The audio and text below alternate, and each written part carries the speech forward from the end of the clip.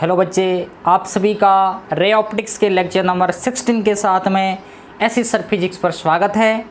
इस लेक्चर के अंदर बच्चों हम पिछले लेक्चर में जो हमने पढ़ा था लेंस मेकर फार्मूला, उस लेंस मेकर फार्मूले पे जितने भी छोटे छोटे की पॉइंट है उसके बारे में बात करेंगे। बहुत ही इम्पोर्टेंट है। पहले वाले लेक्चर में बता चुका था कि लेंस मेकर फार्मूला बहुत ही इंपॉर्टेंट है और इस बेस पर कौन कौन से क्वेश्चन बन सकते हैं, उन सभी क्वेश्चनों को जो न्यूमेरिकल बन सकते हैं, थ्योरेटिकल बन सकते हैं, उन सभी क्वेश्चनों के अंदर ये जो पॉइंट है वो बहुत ही ज़्यादा लाभदायक रहेंगे। सो इनको आप एक एक करके समझते हैं। सबसे पहली बात आती है कि लेंस मेकर फार्मूला है, इसको हम एक बार लिखेंगे कि लेंस मेकर फार्मूला क्या था। तो लेंस मेकर फार्मूला था कि 1/f is equal to mu L upon mu M minus 1 कोष्टक 1/r1 माइनस 1/r2। बच्चा पार्टी, यही वो फॉर्मूला है जिसको हमें बेस मानकर इन सभी पॉइंटों के बारे में बात करनी है। यही है हमारा वो फॉर्मूला, आधार हमारा यही रहेगा। इस फॉर्मूले से रिलेटेड क्या क्या क्वेश्चन बन सकता है। सबसे पहले बात आती है कि f यानी कि फोकल लेंथ की बात हो रही है। f of equi convex lens बात हो रही है, इक्वी कॉन्वेक्स लेंस। सबसे पहली बात कि इक्वी कॉन्वेक्स लेंस क्या होता है। तो ऐसा कॉन्वेक्स लेंस जिसकी दोनों सरफेस की रेडियस क्या हो, इक्वल हो, उस लेंस को बोला जाता है इक्वी कॉन्वेक्स लेंस। और उसकी फोकल लेंथ है वो हमें कैलकुलेट करनी है। सो अब मैं इस फॉर्मूले के यूज से इसकी फोकल लेंथ है वो फाइंड आउट करूंगा। ये फॉर्मूला बोलता कि 1/f is equal to mu L, यानी कि उस लेंस किस मटेरियल का बना है उसका रिफ्रैक्टिव इंडेक्स। तो मैं मान लेता हूं कि वो है म्यू एल से बना है, अपॉन में आ गया म्यू एम, और ये लेंस जिस मीडियम में रखा है उसका रिफ्रैक्टिव इंडेक्स क्या है, 1 एयर में रखा है, इसलिए 1 हो गया, और माइनस में क्या हो जाएगा 1। तो ये हमारे पास में मिल गया म्यू एल माइनस 1। अगेन यहाँ पे इंपॉर्टेंट चीज कि 1/r1, इस फॉर्मूले में जो r1 है वो फर्स्ट सरफेस की रेडियस है और r2 है वो सेकंड सरफेस की रेडियस है। तो यहाँ पे r1 इस सरफेस की रेडियस और ये इस है वो स्फीयर का एक पार्ट होगा। सो यहाँ पर साइन कन्वेंशन की बात करें तो all distance are measured from optical centre.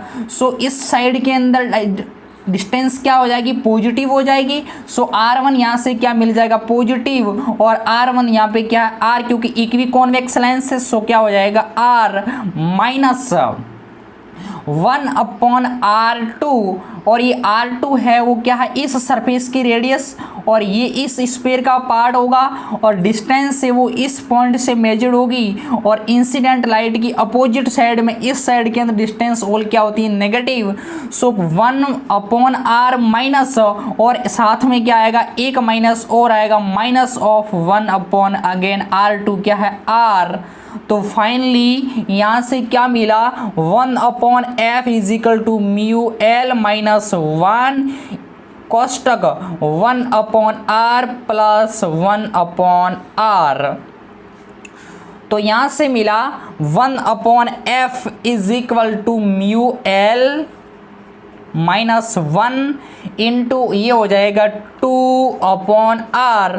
तो यहाँ से f इज इक्वल टू क्या मिल जाएगा, r upon mu L minus 1 into 2। ये बच्चा पार्टी मिल गई है इक्वी कॉन्वेक्स लेंस की फोकल लेंथ।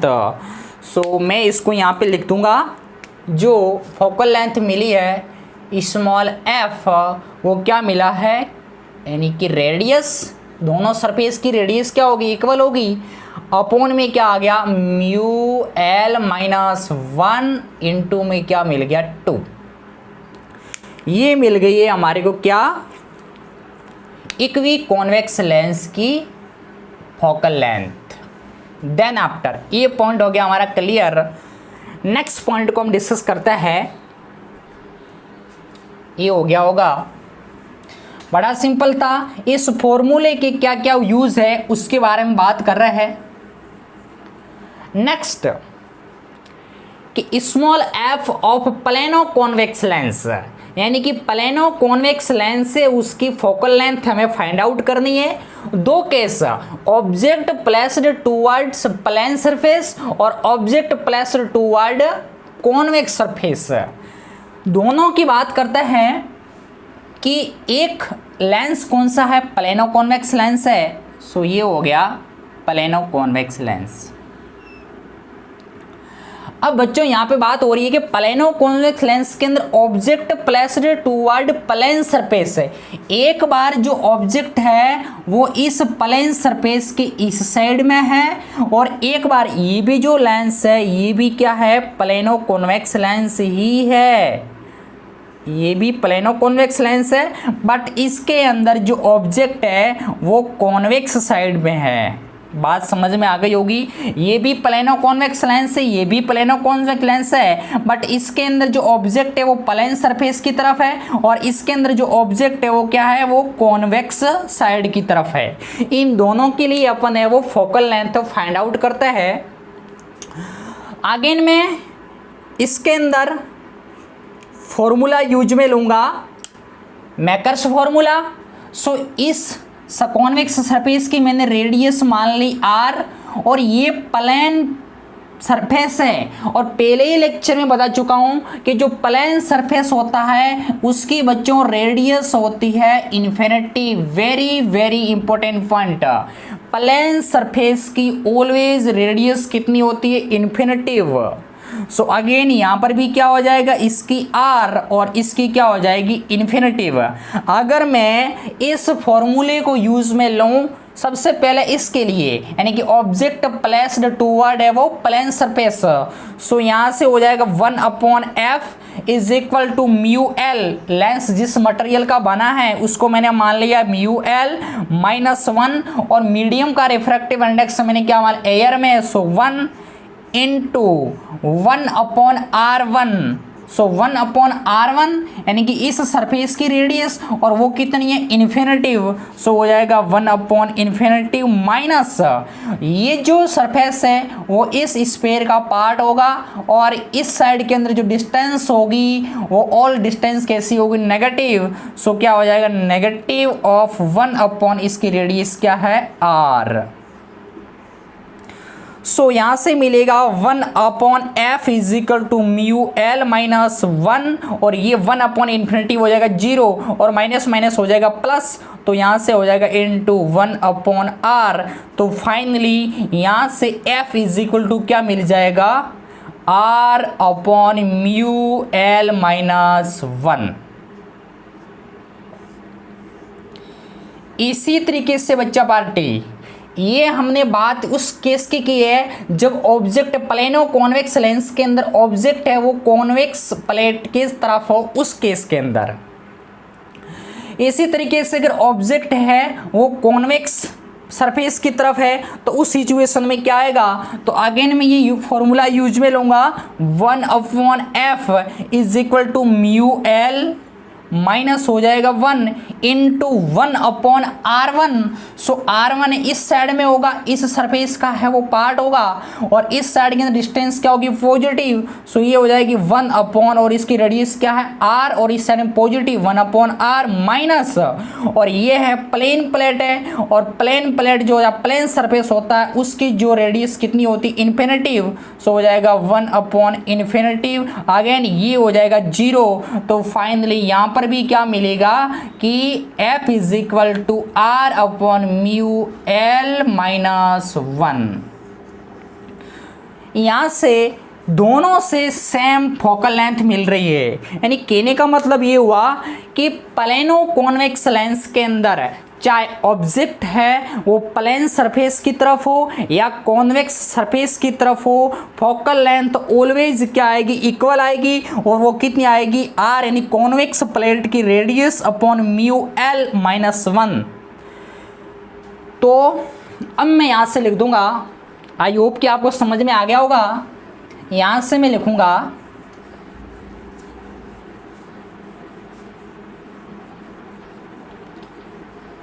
कि दोनों केस में,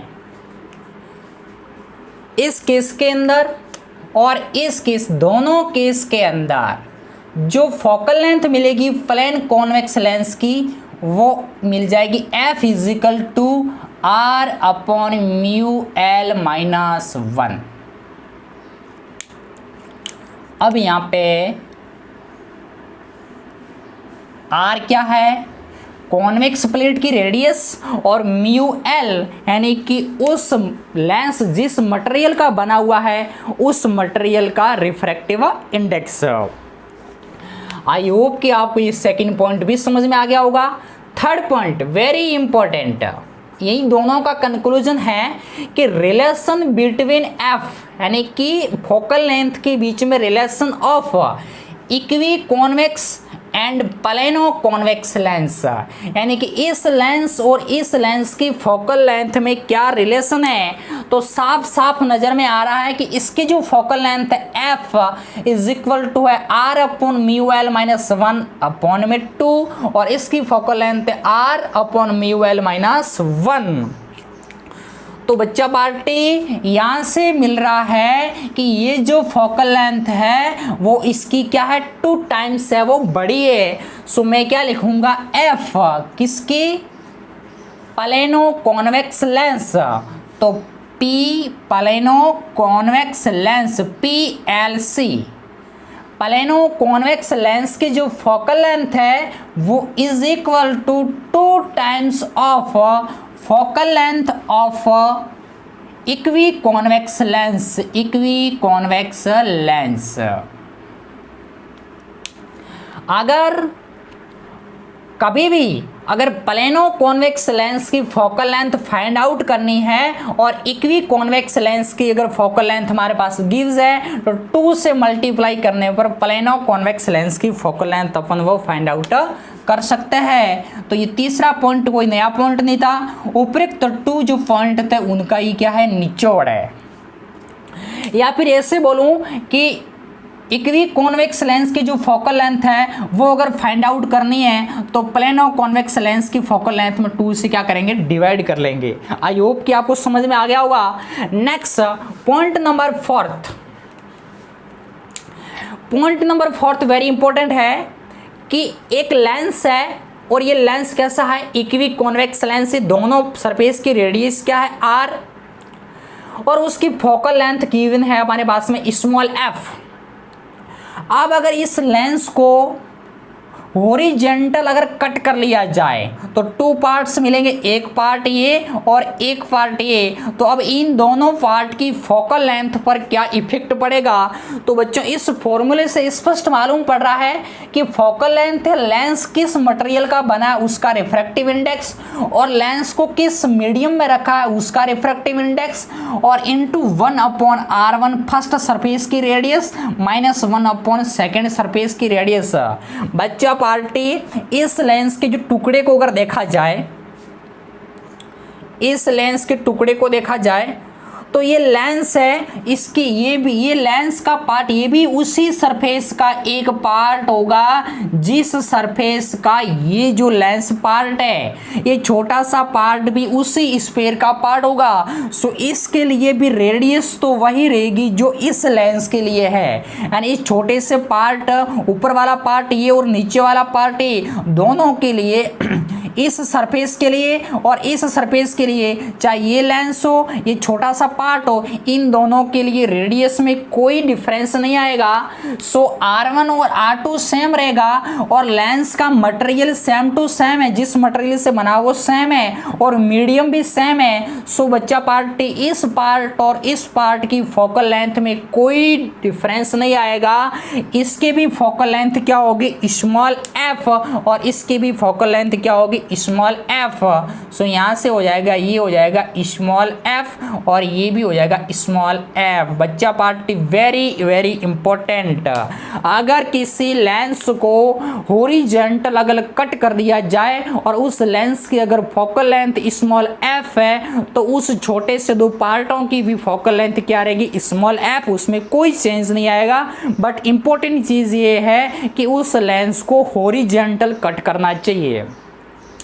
सेकेंड चीज बच्चों इसके साथ में है कि इसकी इंटेंसिटी पे क्या इफेक्ट पड़ेगा। फोकल लेंथ है वो क्या हो जाएगी, सेम रहेगी, बट इसकी इंटेंसिटी, तो बच्चों इंटेंसिटी लेंस से रिलेटेड कभी भी इंटेंसिटी की कोई बात होती है तो बच्चों उनकी जो इंटेंसिटी होती है, किसी भी लेंस के लिए जो इंटेंसिटी होती है वो उसके एपर्चर पे निर्भर करता है। यानी कि ये जो लेंस है, इस लेंस की जो इंटेंसिटी को हम आई से रिप्रेजेंट करते हैं वह उसकी इस लेंथ है, इस पॉइंट को x बोल लिया और इस पॉइंट को y, ये जो लेंथ है इसको मैंने स्मॉल d बोला। तो intensity always directly proportional to small d का होल स्क्वायर होता है। सो बच्चा पार्टी इसके अंदर देखा जाए तो इसके लिए जो इंटेंसिटी है उसके लिए डी क्या हो गया, इस केस के अंदर दोनों का डी क्या होगा, पहले की कंपैरिजन में हाफ हो गया और डी अगर हाफ हो जाएगा तो इंटेंसिटी क्या हो जाएगी, लो हो जाएगी, रिड्यूस हो जाएगी। सो अगर किसी लेंस को अगर हॉरिजॉन्टल कट कर दिया जाए तो उसकी इसको नोट कर लेना कि intensity always directly proportional to small D का स्क्वायर, और यहाँ पे जो स्मॉल डी है वो एपर्चर है एक्स वाई के बीच की लेंस का, जिसको हिंदी में द्वारक बोलते हैं, उसकी जो है वो क्या है, लेंथ है। सो यहाँ से स्पष्ट रूप से मालूम पड़ रहा है कि इस कटे हुए पार्ट की इंटेंसिटी क्या हो जाएगी, रिड्यूस हो जाएगी। तो एफ सेम रहेगी और साथ ही साथ जो इंटेंसिटी है वो क्या हो जाएगी, रिड्यूस हो जाएगी।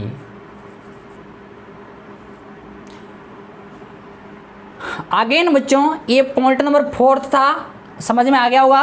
पॉइंट नंबर जो 5th है कि लेंस कौन सा है, इक्वी कॉन्वेक्स लेंस है, और उस इक्वी कॉन्वेक्स लेंस को वर्टिकली अगर कट कर लिया जाए तो उसकी फोकल लेंथ पे क्या इफेक्ट पड़ेगा और उसकी इंटेंसिटी पे क्या इफेक्ट पड़ेगा।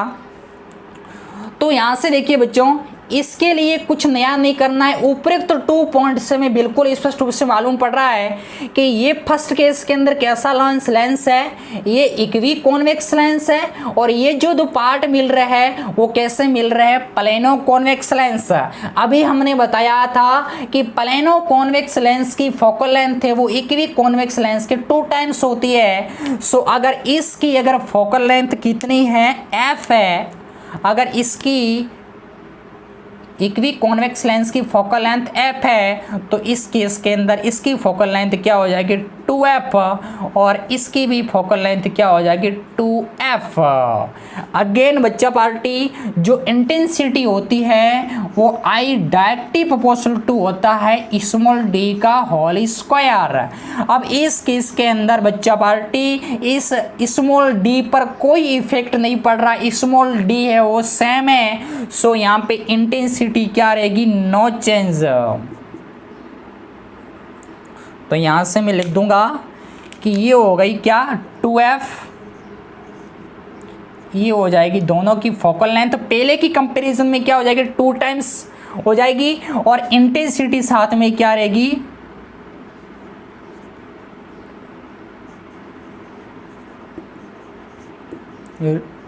No change, because small D है वो नो चेंज है। आई होप कि आपको ये पॉइंट नंबर 4th और 5th बहुत अच्छे से समझ में आ गया होगा। नेक्स्ट तो बच्चा पार्टी अब हमारे पास में पॉइंट नंबर 6, ये पॉइंट 6 है, वो बोलता है कि लेंस के जो फोकल लेंथ है वो किस किस कारकों पर निर्भर करती है। पहले हमने मिरर को पढ़ा था और मिरर के अंदर देखा था कि मिरर की जो फोकल लेंथ है वो केवल और केवल उस मिरर की, यानी मिरर जिस स्फीयर का पार्ट है उस स्फीयर की रेडियस ऑफ कर्वेचर पे उसकी फोकल लेंथ डिपेंड करती थी। उस मिरर पर किस टाइप्स का कलर इंसिडेंट हो रहा है या किस टाइप की लाइट इंसिडेंट हो रही है, उससे फोकल लेंथ पे कोई इफेक्ट नहीं पड़ता था। ऑल कलर की लाइट के लिए है वो मिरर की फोकल लेंथ है वो इक्वल रहती थी। और मिरर किस मटेरियल का बना है उसके रिफ्रैक्टिव इंडेक्स पर ही उसकी फोकल लेंथ डिपेंड नहीं करती थी। और मिरर को किस मीडियम में, एयर में रखा जा रहा है या किसी वाटर में रखा जा रहा है, उसकी फोकल लेंथ में कोई इफेक्ट नहीं पड़ता था। बट बच्चा पार्टी आज यहाँ पे लेंस है उसकी फोकल लेंथ इन सभी कारकों पे डिपेंड करती है।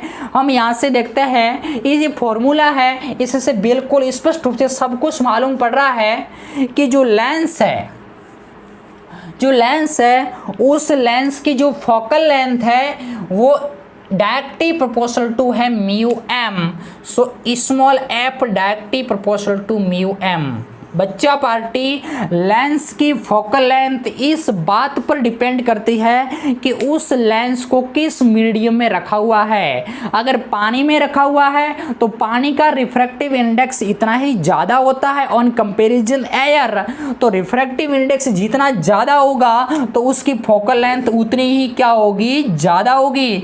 बट अगर उसी को अगर पहले अगर वायु में है और फिर पानी में ले जाया जाता है तो उसकी फोकल लेंथ क्या हो जाएगी, बढ़ जाएगी। बट अगर पहले पानी में है और फिर अगर वायु में ले जाएंगे तो उसकी फोकल लेंथ है वो घट जाएगी। बट मिरर में ऐसा नहीं था। सो यहाँ से फर्स्ट पॉइंट आ गया कि लेंस की जो फोकल लेंथ है वो उसको किस मीडियम में रखा जा रहा है उसके रिफ्रैक्टिव इंडेक्स के डायरेक्टली प्रोपोर्शनल टू होता है। अगेन जो एफ है वो इनवर्सली प्रोपोर्शनल टू है mu L. So F inversely proportional to mu L. बच्चा पार्टी लेंस की फोकल लेंथ इस बात पर डिपेंड करती है कि उस लेंस को जिस मटेरियल से बनाया गया है उसका रिफ्रैक्टिव इंडेक्स क्या है। अगर लेंस क्राउन से बना हुआ है या फ्लिंट से बना हुआ है तो इन दोनों का रिफ्रैक्टिव इंडेक्स डिफरेंट होता है। और रिफ्रैक्टिव इंडेक्स अगर डिफरेंट है तो उसकी फोकल लेंथ भी क्या आएगी, डिफरेंट आएगी। तो 2 पॉइंट हो गए कि लेंस की फोकल लेंथ फर्स्ट क्या आएगा, उस मीडियम में जिस मीडियम में लेंस को रखा जा रहा है उसके मटेरियल के रिफ्रैक्टिव इंडेक्स पे डिपेंड करेगी। और लेंस किस मटेरियल का बना हुआ है उसके रिफ्रैक्टिव इंडेक्स पे डिपेंड करेगी। और पहले ही हम बात कर चुके हैं क्या कि जो एफ है सॉरी म्यू है वो इनवर्सली प्रोपोर्शनल टू होता है लैम्डा। सो यहाँ से एफ है वो क्या है, inversely proportional to mu L. और म्यू एल अगेन क्या है, inversely proportional to lambda. So यहाँ से एफ क्या हो जाएगा, directly proportional to lambda. Very important चीज, लेंस की जो फोकल लेंथ है वो इस बात पे डिपेंड कर रही है कि उस लेंस पर जो लाइट इंसिडेंट हो रही है वो लाइट किस कलर की है। अगर हम किसी मोनोक्रोमेटिक लाइट की अगर बात करें, मोनोक्रोमेटिक लेंस के या लाइट के अंदर है वो एक वर्णीय प्रकाश केवल सिंगल कलर होता है, जबकि सनलाइट होती है उसके 7 कलर है वो अवेलेबल रहते हैं। सो हम बात करते हैं किसी मोनोक्रोमेटिक लाइट की, तो मोनोक्रोमेटिक लाइट के अंदर है वो विभिन्न और 7 कलर है, उसमें से कोई भी हो सकता है। और 7 कलर की जो वेवलेंथ होती है वो सबकी डिफरेंट होती है। और वेवलेंथ अगर डिफरेंट है तो उसकी फोकल लेंथ भी क्या आएगी, डिफरेंट आएगी। सो जिस कलर की वेवलेंथ जितनी ज़्यादा होगी उसकी फोकल लेंथ उतनी ही क्या होगी, ज़्यादा होगी। वेरी इंपॉर्टेंट पॉइंट, अगर पूछ लिया जाए कि एक वॉयलेंट कलर है, हमारे पास में 7 कलर है, 7 कलर है, इसकी जो वेवलेंथ होती है वो 4000 एंगस्ट्रॉम। और ये जो रेड कलर के पास में पहुँचते 7800 एंगस्ट्रॉम मिलती है। सो और इन बाकी सबकी इनके बीच में होती है। सो यहाँ पे रेड कलर की वेवलेंथ सबसे ज़्यादा तो उसकी focal length directly proportional to है तो उतनी क्या होगी, ज़्यादा होगी। और वॉयलेंट कलर है उसकी वेवलेंथ बहुत सबसे कम होती है, इसलिए उसकी फोकल लेंथ सबसे कम होगी। अगर डायग्राम के माध्यम से हम समझे तो यहाँ पे 3 पॉइंट आ गए हैं कि लेंस की फोकल लेंथ म्यू एम पे डिपेंड करती है, म्यू एल पे डिपेंड करती है और लेमड़ा यानी वेवलेंथ पे डिपेंड करती है। उसके अलावा रेडियस पे डिपेंड करेगी। यहाँ से बिल्कुल स्पष्ट मालूम पड़ रहा है कि यहाँ पे जो एक्वी कॉन्वेक्स लेंस था तो उसकी रेडियस कुछ डिफरेंट थी, और यहाँ पे प्लेनो कॉन्वेक्स लेंस था तो उसके लिए भी रेडियस क्या है, एक की इन्फिनेटिव थी और एक की आर थी। तो इन दोनों के बीच में क्या आया है, डिफरेंस आया। सो हम कह सकते हैं कि लेंस की फोकल लेंथ है वो उसकी रेडियस पे डिपेंड करेगी, अगेन म्यू एल पे डिपेंड करेगी, म्यू एम पे डिपेंड करेगी और उस लाइट की वेवलेंथ पे डिपेंड करेगी। ये आपने 3 नोट कर लिए होंगे। एक डायग्राम के माध्यम से मैं आपको समझाने की कोशिश करता हूं। अगर किसी लेंस पर अगर वाइट लाइट अगर इंसिडेंट कराई जाए,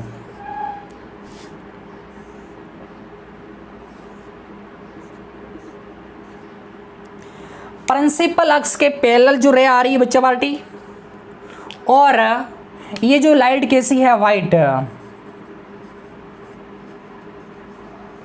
अब अगर वाइट लाइट आएगी तो इसके अंदर 7 कलर है और इसकी जो फोकल लेंथ है और प्रिंसिपल अक्ष के पैरेलल जो रे आती है वो सारी रे है वो एक पॉइंट पे क्या करती है, कन्वर्ज हो जाती है लेंस के द्वारा।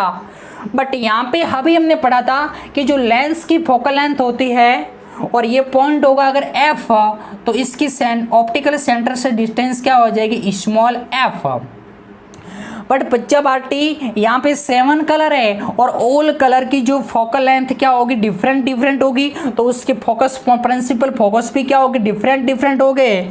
सो यहाँ से जो सबसे कम फोकल लेंथ किसकी होगी, वोलेंट कलर की। तो वोलेंट कलर है वो यहाँ पे है वो कन्वर्ज होगा। उसके बाद में अगर मैं बात करूँ किसकी, उसके बाद में इंडिगो कलर है वो यहाँ पे होगा, और उसके बाद में ब्लू कलर है वो यहाँ से यहाँ आ जाएगा, और उसके बाद में है वो रेड कलर है कुछ इस तरीके से यहाँ आ जाएगा। इसी तरीके से यहाँ पर भी सेम, ये यहाँ पे जाएगा, अगेन अगला वाला यहाँ पे है वो नेक्स्ट यहाँ पे, और ये है वो यहाँ पे। तो उस केस के अंदर बच्चा पार्टी ये है वोलेंट कलर के लिए क्या बन जाएगा, प्रिंसिपल फोकस, ये इंडिगो कलर के लिए और ये ब्लू कलर के लिए। इस तरीके से चलते चलते ये हो जाएगा रेड कलर के लिए फोकस प्रिंसिपल। और इनकी सबकी जो फोकल लेंथ है वो कुछ इस तरीके से, ये जो पॉइंट है ये हो जाएगा इंडिगो कलर के लिए एफ आई, ये हो जाएगा एफ वी, और इस तरीके से इस पॉइंट के लिए ये जो लेंथ हो जाएगी small F R red colour के लिए।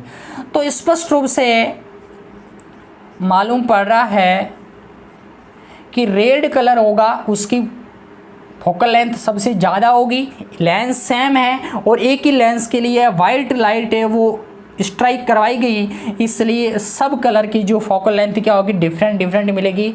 आई होप कि आपको समझ में आ गया। वेरी इंपॉर्टेंट पॉइंट था कि यहाँ से क्वेश्चन बनता है कि लेंस की फोकल लेंथ है वो किन किन कारकों पे डिपेंड करती है, समझाइए। तो ये 3 पॉइंट है, इसके माध्यम से अपन डायग्राम बना करके बहुत अच्छे तरीके से अपना समझा सकते हैं। ये आपको समझ में आ गया हो तो नेक्स्ट पॉइंट हम डिस्कस करते हैं।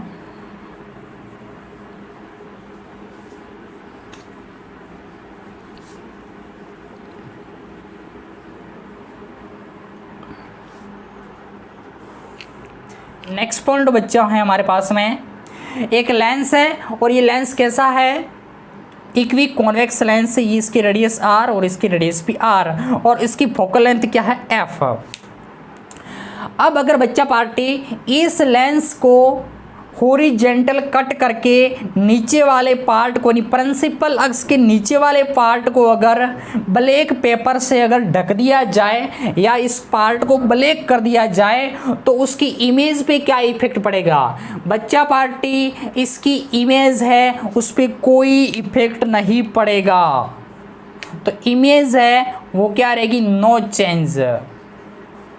कैसे, क्योंकि हमें इमेज बनाने के लिए पहले ही बात कर चुके हैं कि किसी भी लेंस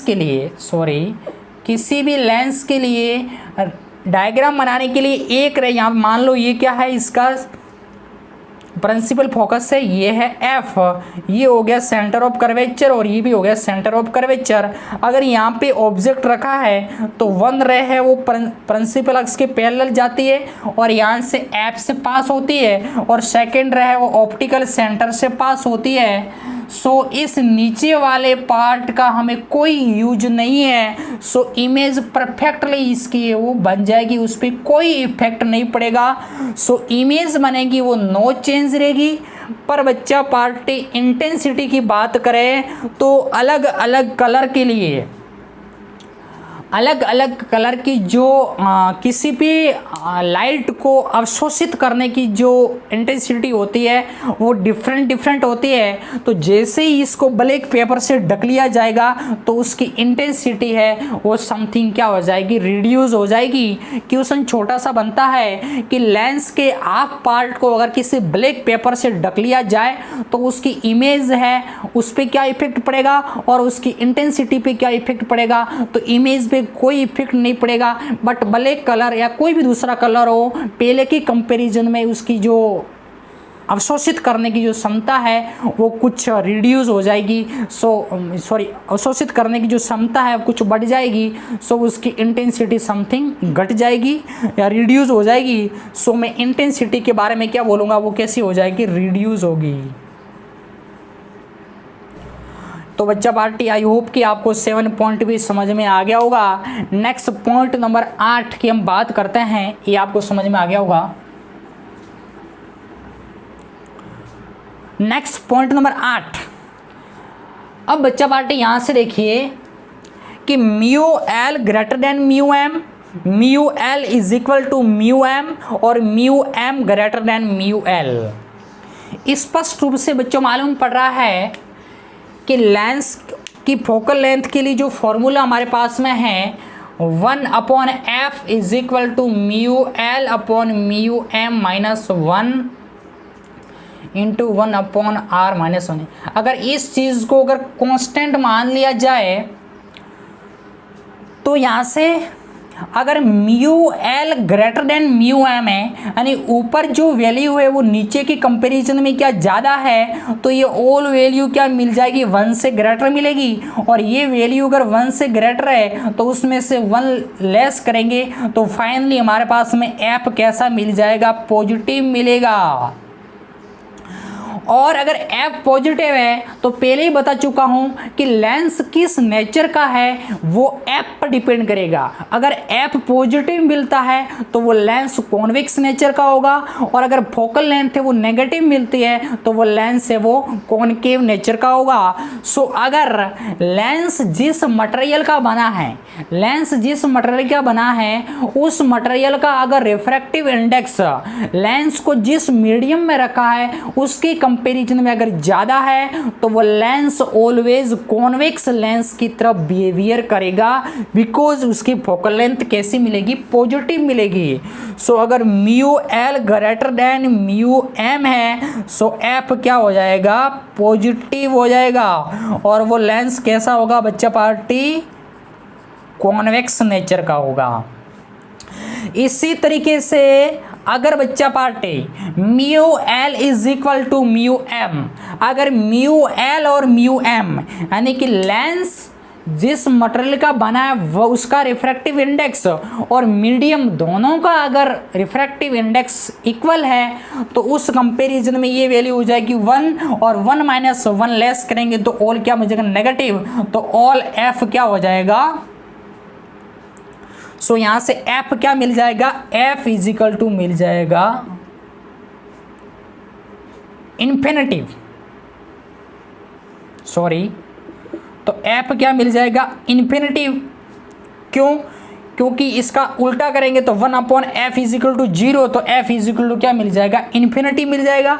और f इन्फिनिटी पहले ही बता चुका हूं कि f अगर इन्फिनिटिव है तो r भी क्या होगा, इन्फिनिटिव होगा। और अगर r और f इन्फिनिटिव है तो वह उस केस के अंदर क्या बन जाएगा, प्लेन ट्रांसपर्ट प्लेट बन जाएगी, एक समतल सरफेस प्लेट बन जाएगी। तो उस सिचुएशन के अंदर है वो क्या बन जाएगा, प्लेन ट्रांसपर्ट प्लेट बन जाएगी। PTP प्लेन ट्रांसफर प्लेट बन जाएगी, यानी कि एक समतल अपवर्तक पृष्ठ बन जाएगा। इसी तरीके से बच्चों थर्ड चीज हमारे पास में कि mu M greater than mu L. तो इस फॉर्मूले में देखिए, अगर मीडियम का रिफ्रैक्टिव इंडेक्स म्यू एल से अगर ज़्यादा है तो ये वैल्यू 1 से क्या मिलेगी, कम मिलेगी, और ये अगर वैल्यू 1 से छोटी है तो उस कंपैरिजन में, उस कंडीशन के अंदर है वो एक लेस करेंगे तो ये ऑल वैल्यू कैसी मिल जाएगी, नेगेटिव मिल जाएगी। और अगर यहाँ पे एफ नेगेटिव मिलता है तो उस कंडीशन के अंदर लेंस किस नेचर का होगा, कॉनकेव नेचर का होगा। सो यहाँ से लेंस कैसा मिल जाएगा, कॉनकेव लेंस होगा, कॉनकेव नेचर होगी। आई होप कि आपको ये पॉइंट नंबर 8 भी समझ में आ गया होगा। तो जो लास्ट पॉइंट हमारा है कि सनग्लास, यानी कि जिसको बोलते हैं धूप के चश्मे। तो धूप के जो चश्मे होते हैं वो किस नेचर के होते हैं और उसकी क्या विशेषता है। तो बच्चों जो धूप के जो चश्मे होते हैं उन दोनों की जो रेडियस है वो एक ही साइड में होती है और उनका सेंटर एक ही साइड में होता है और दोनों की रेडियस क्या होती है, इक्वल होती है। और दोनों की रेडियस इक्वल और एक ही साइड में होती है। सो मैं अगर ये फॉर्मूला यूज में लूँ कि 1/f is equal to mu L upon mu M minus 1 into 1/r1, दोनों की रेडियस एक ही डायरेक्शन में और इस साइड में होती है।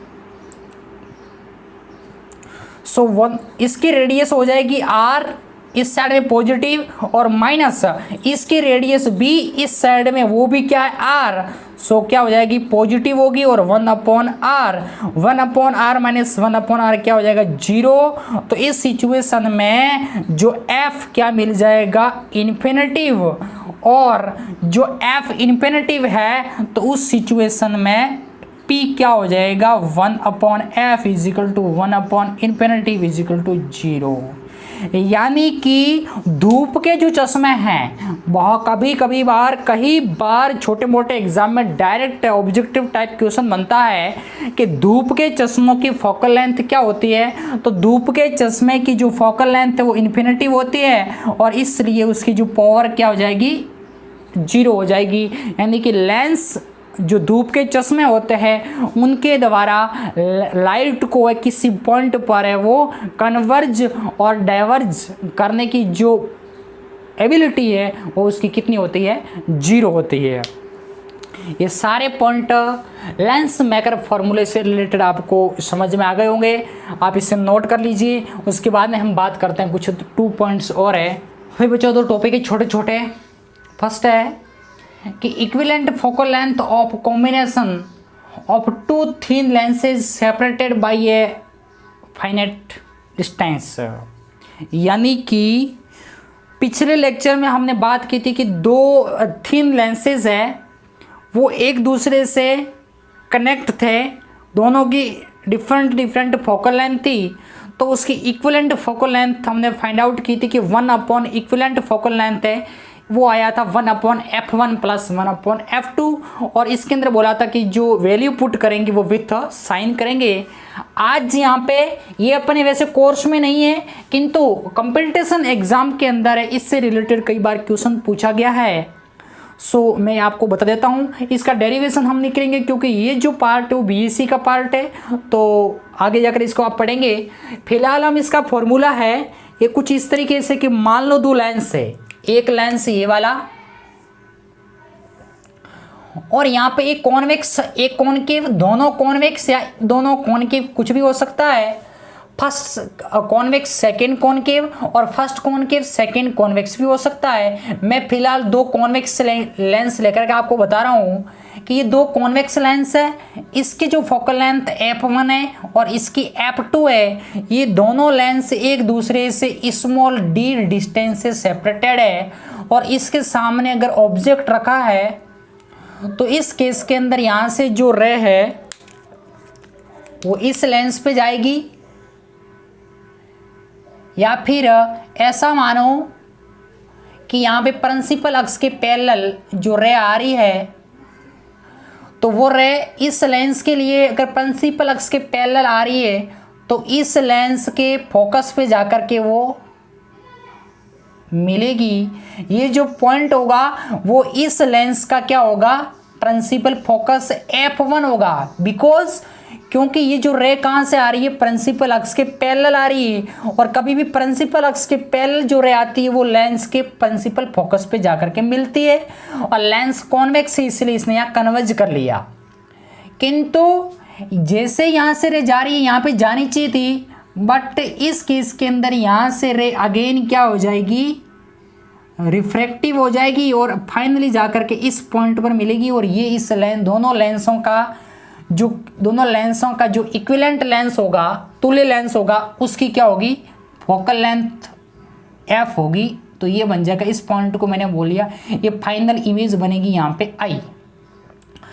तो इन दोनों के लेंसों के कॉम्बिनेशन से जो एक लेंस बनेगा, उस लेंस की जो फोकल लेंथ होगी वह फोकल लेंथ है वो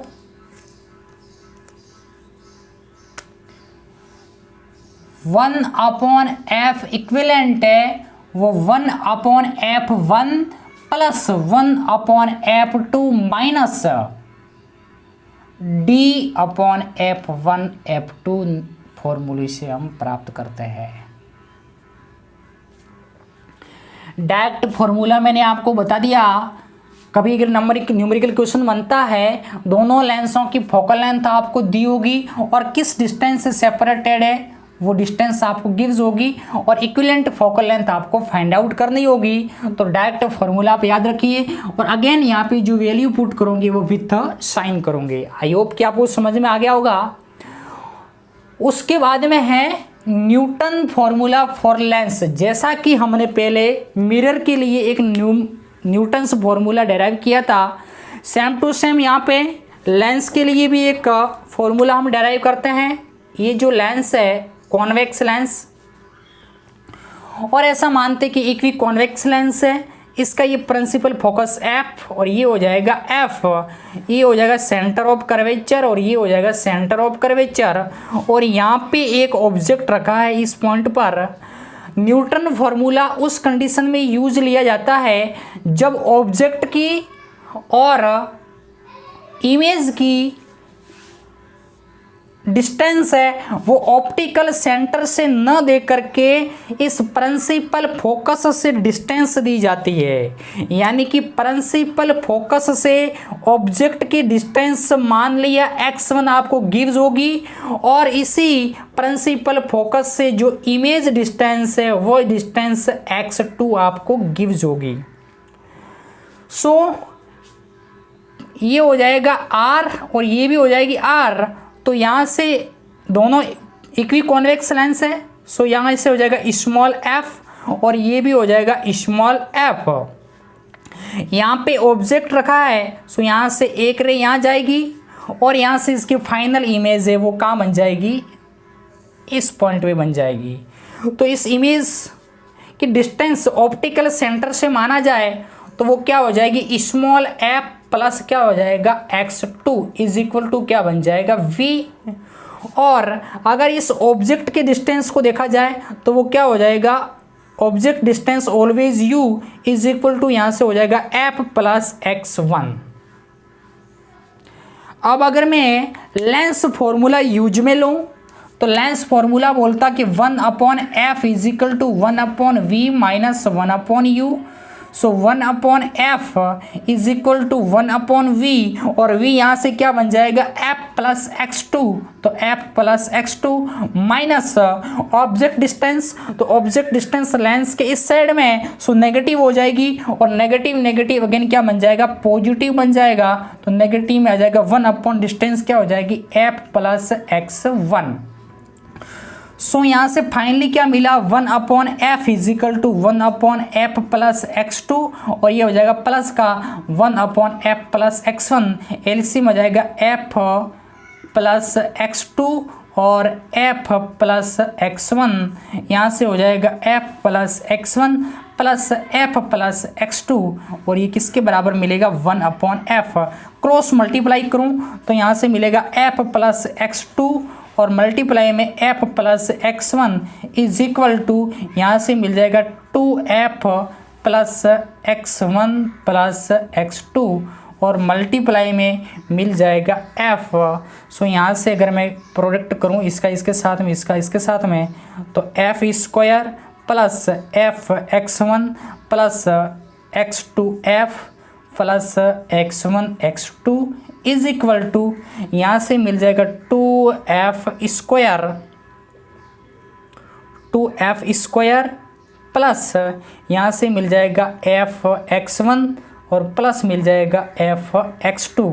ये f x1 और ये f x1, ये f x2, ये f x2, यहाँ से मिल गया f स्क्वायर और वहाँ या 2f स्क्वायर और यहाँ पे x1 x2। तो यहाँ से अगर देखा जाए तो ये f स्क्वायर उस साइड में जाएगा तो 2f square minus f square final में क्या रहेगा f स्क्वायर और इस साइड में क्या रह जाएगा x1 x2। तो यहाँ से f इज इक्वल टू क्या हो जाएगा x1 x2 का अंडर रूट। बच्चा पार्टी आई होप कि आपको ये न्यूटन फॉर्मूला लेंस के लिए समझ में आ गया होगा। अगर आपको किसी भी लेंस के लिए है वो प्रिंसिपल फोकस से ऑब्जेक्ट डिस्टेंस और प्रिंसिपल फोकस से अगर इमेज डिस्टेंस दी हुई है और उस लेंस की अगर फोकल लेंथ अगर आपको फाइंड आउट करनी है तो दोनों डिस्टेंसों का प्रोडक्ट करके उसका अंडर रूट करते हैं तो उस लेंस की वो फोकल लेंथ हम फाइंड आउट कर सकते हैं। आई होप कि आज का लेक्चर आपको बहुत अच्छे से समझ में आ गया होगा। अगर आपको ये लेक्चर बहुत अच्छे समझ में आया है तो बच्चा पार्टी चैनल को सब्सक्राइब करें, अधिक से अधिक शेयर करें ताकि ऑल नेक्स्ट वीडियो आपको टाइम पर हम इसी तरीके से देते रहे।